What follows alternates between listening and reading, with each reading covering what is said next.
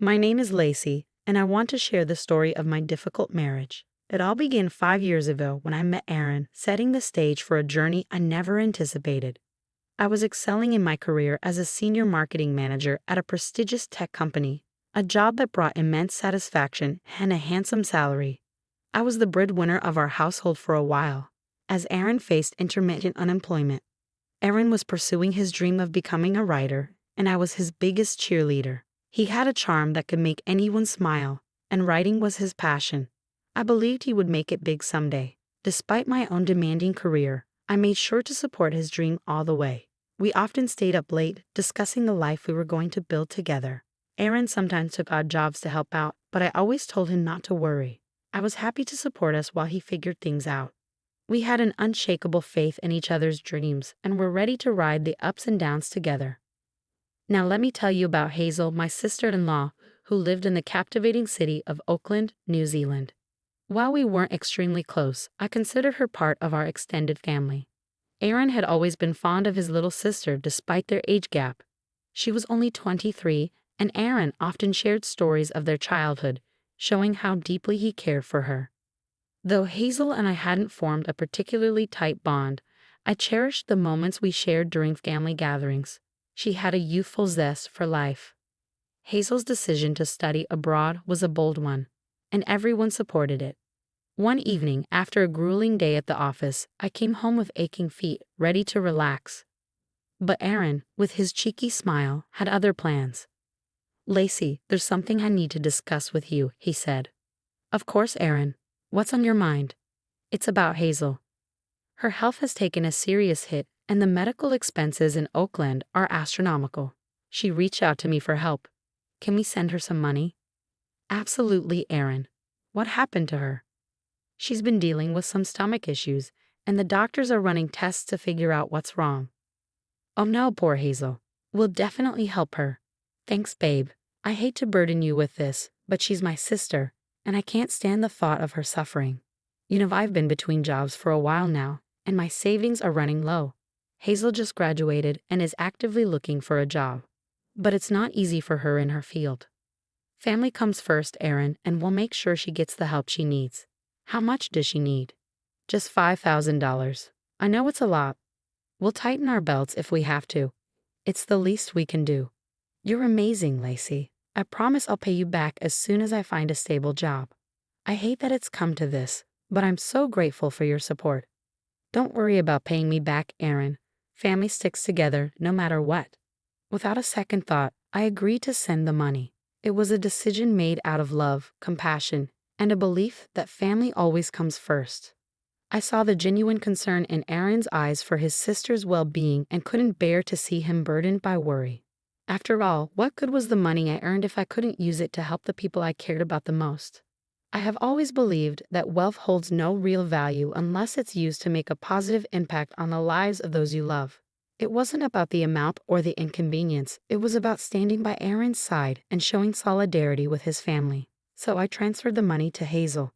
Little did I know that this simple act of generosity would trigger a series of events that would turn my life upside down. A few weeks later, Aaron informed me that his mom, Sherry, was making a spontaneous trip to Auckland to be with Hazel.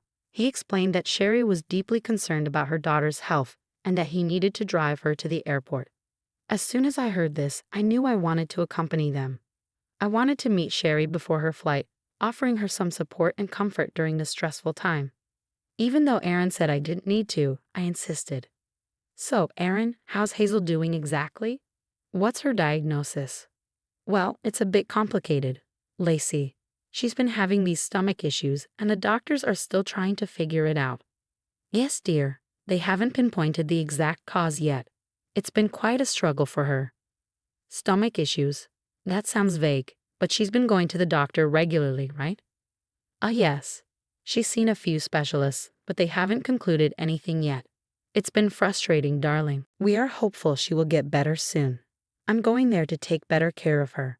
That's all a mother can do, you know." "I hope so too. It's just strange that it's been a while and they haven't reached a diagnosis yet, for someone as young as her to have such issues." "Let it go, Lacey. Let's just focus on getting Mom to the airport right now." While Sherry was away in Oakland, life continued as usual. I headed to work while Aaron stayed home, working on his novel. Another month passed, and then Aaron approached me with another request for money. He explained that Hazel was relocating for a new job and needed financial help for her new apartment. Sherry was still in Oakland with her, and from what I knew, Sherry was wealthy enough to support Hazel comfortably. Despite my doubts, I couldn't bring myself to question Aaron's family. I quietly sent Hazel the requested $3,000, hoping this time it would truly benefit her. But then, a week later, Aaron dropped a bombshell that left me utterly flabbergasted. "Lacey, I need to ask you for something big." "What is it, Aaron?" "I need you to send my sister $50,000. $50,000? Aaron, that's half of my annual salary. Why on earth would Hazel need that much money?" "Hazel's health is deteriorating rapidly. It's a serious stomach condition, and the doctor recommends surgery. She's in pain, and we can't wait any longer." "I get that, Aaron, but why can't you just tell me exactly what's wrong with her? It's so frustrating not knowing. You're always so vague about it. And why couldn't Sherry help with the $3,000 last time? First, it was for a diagnosis, then an apartment, and now a surgery. Sherry has her own expenses, Lacey. She's been helping Hazel too, but this situation is just beyond what any of us expected. I understand, but it's just so hard to keep giving money without knowing where it's going. It's complicated, Lacey. I wish I could explain it better, but it's a medical thing, and Hazel's privacy matters too. I'm not asking for every detail, just something more than some stomach issue, Aaron." "Lacey, please, this is about her life. I can't believe you're questioning this." "I'm not questioning Hazel's health. I just want some proof." "You think I would lie about my own sister's health? I cannot believe you're being so heartless about this." "I am not being heartless, Aaron. I am scared. I need to protect our future too. I can't drain our savings without knowing more." "You know what, Lacey? If you can't trust me on this, maybe we don't have a future together. I would want a divorce if you don't help me." "Are you seriously threatening me with divorce over this? I thought you would support me when my family needs it the most." "I want to support your family, but I also need to know I'm not being taken advantage of. If you won't share the truth, I can't keep sending money blindly." "You're unbelievable, Lacey." "Fine, do what you want, but remember you are making this choice. Don't go around telling everyone that I left you when it's completely your fault." I plopped down on the couch, feeling the weight of Aaron's request pressing on me. Thoughts swirled in my head like a blender on high speed. Why all the secrecy? First, it was for Hazel's diagnosis, then an apartment, and now surgery. It just didn't add up. I sat there wrestling with my thoughts. On one hand, there was my undying love for Aaron. I didn't want to see him hurt or upset, and family always came first for me. But on the other hand, something just didn't feel right. I needed some proof, some clarity, but all I got were vague explanations. In the end, my love for Aaron and my sense of family loyalty won out. I made the payment to Hazel. She texted me a thank you note. As the sun rose the next morning, I broke the news to Aaron. "I'm sorry for doubting you, Aaron. I transferred the money to Hazel." "You did? Lacey, you are the best. I'm sorry for last night. The divorce thing just came out of my mouth. I didn't really mean it. No matter how hard I tried to play along, something just didn't sit right. Even after sending Hazel the money, I couldn't shake the feeling that there was more to the story than met the eye. Aaron had threatened me with divorce the previous night, but once I sent the money, he transformed back into Mr. Charming.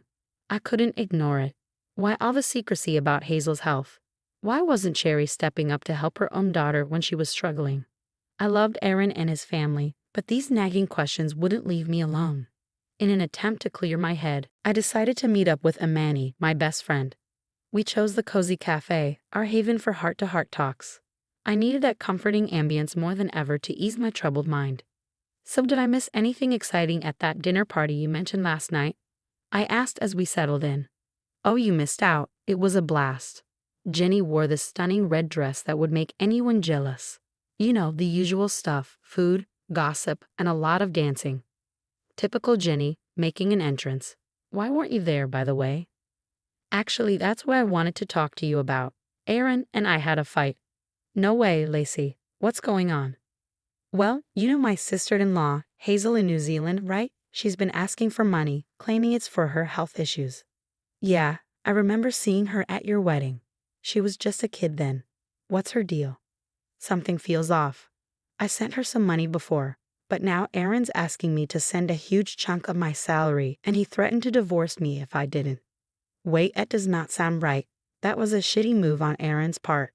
Did you try talking to Hazel directly? I did leave her a few texts, but she was so vague about it. She just thanked me for the money and stuff. I don't know much about her anyway. You know, sometimes people spill more on social media than they intend to. Have you checked Hazel's profiles? What is she up to?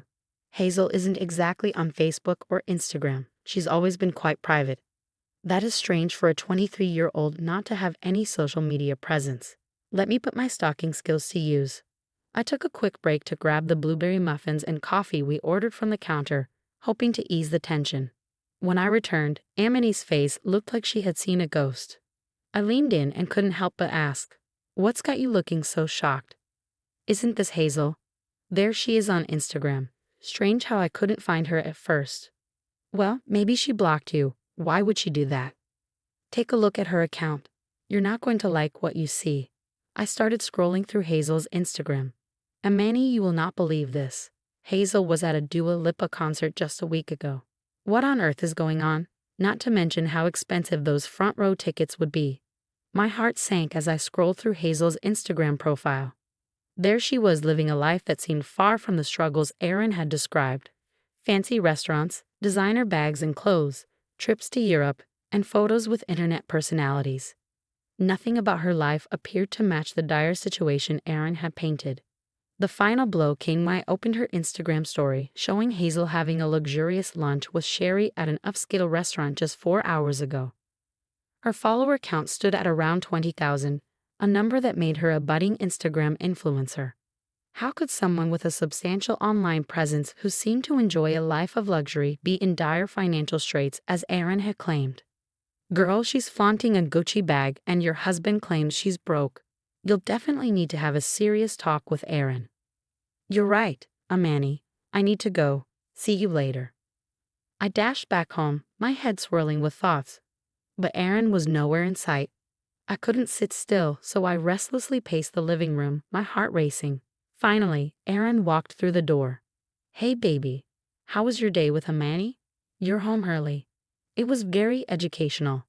"I learned about a lot of things today." "That's different. I just went for a walk to hit my daily step goal." "Nice. You seem upset. Is everything all right with Amani?" "Oh, come on, Aaron. Did you know about this or not?" "Know about what?" I pulled out the screenshots of Hazel's photos that Amani had sent me. Aaron's face turned pale as he gazed at the screenshots. I could see the regret in his eyes. Where did you find these?" "It doesn't matter where I found them. The question is, did you know? Look me in the eyes and admit you've been keeping things from me." Aaron nodded reluctantly. "Yes, I have." "Why in the world would you lie about something like this? And where did all the money I worked hard for go?" "It's a complicated situation. I'm not accepting that as an answer. You better start talking." "Hazel needed money because she didn't finish college. She dropped out." "What? And who was going to tell me that?" "You said she graduated." "Yeah, I never told you. I lied. She wanted to become an influencer and needed money to maintain that lifestyle. I thought I could help her out. So you sent her money so she could splurge on designer clothes and bags and build a fake social media life? You don't understand, Lacey. She realized college wasn't for her. So there was no illness, no surgery, no new job, and no new apartment. You lied to me, took the money I worked hard for, and threw it at your sister who just wanted to live a glamorous social media fantasy. What about Sherry? Why did she fly out to Oakland? She's no saint. They come from a family of liars. They are actually planning to fly to Paris for an influencer event on Mother's Day. It's a thing where everyone brings their mother as their date. I can't believe you tried to sell me the story that your sister was seriously ill when, in reality, you needed money for these first-world problems. Please forgive me, Lacey. And then you threatened to leave me. Aaron, you are such a manipulator." "I'm sorry. I seriously did not mean it, babe. Please, can I do anything to make it up to you?" "You want to make it up to me. Okay, let's divorce." "You can't be serious." "Yes, you threatened me with divorce. But you know what? Now I genuinely desire a divorce." Life got really messy at home. Aaron and I were living in different corners of our own house. I needed a break from more than lies, so I booked a flight to my parents' place. My flight was in 2 days, but then, just when I thought things could not get crazier, Hazel herself rang me up one morning as I was having my coffee. I stared at my phone, wondering what on earth she wanted. Finally, I answered. Lacey, you must listen carefully. You have no idea what you're getting yourself into.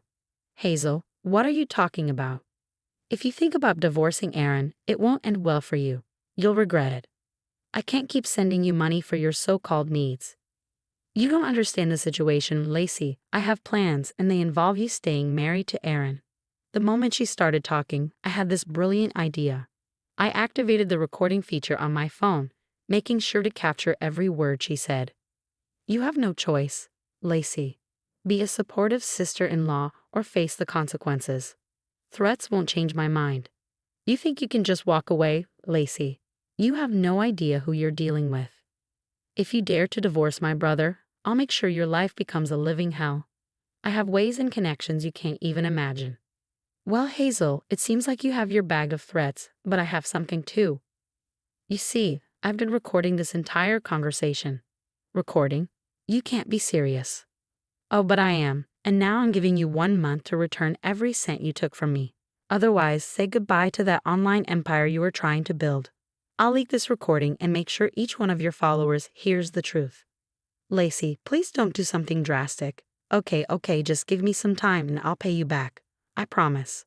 1 month, Hazel. Don't test my patience again. In the end, I did get the money back from Hazel. She wired it to my account a day before the 1-month deadline expired. Aaron and I.